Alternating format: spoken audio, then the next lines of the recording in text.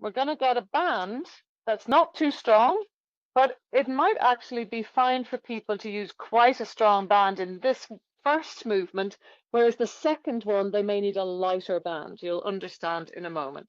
So let's say we have our strong band and we wrap it round the balls of the feet. Obviously, to wrap it round, you will end up letting the lower back touch the floor, but then we want to re-find our nice structure where we have the knees above the hips, the feet in line with the knees, and the lower back is not pressed into the floor and the ribs are not poking. We're holding the band with bent elbows, inhaling here and exhaling, pushing one leg long, toning the pelvic floor back to center. You'll find that as you alternate sides, where you get abdominal challenge, there will be downward pressure through the pelvic floor, and that is not a healthy option for most of our peeps.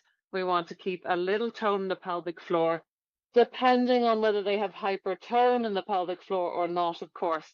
But for most, to avoid prolapse, we're going to think about not adding downward pressure to the pelvic floor. So you're closing the walls of the vagina, and if there isn't a vagina, for men, you're thinking of lifting inward and upward, deep inside the perineum. So changing size, the hands are staying fairly still, and you've got this nice bit of extra resistance. Take the band off and come into tabletop, and you can cue imagining a band. So if you lengthen out one leg and bring it back, keep the memory of the band pushed through the foot.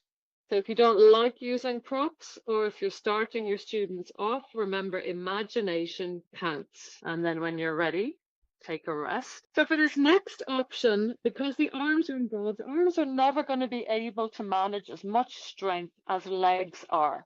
So I would tend to use a lighter band for this one, but it's nice fun because you can add the arms in as well. So bringing the band around the feet, back to your tabletop position, or like you're on all fours on the ceiling. This time we can work with straight arms if the band is not too tight for you to be able to manage that.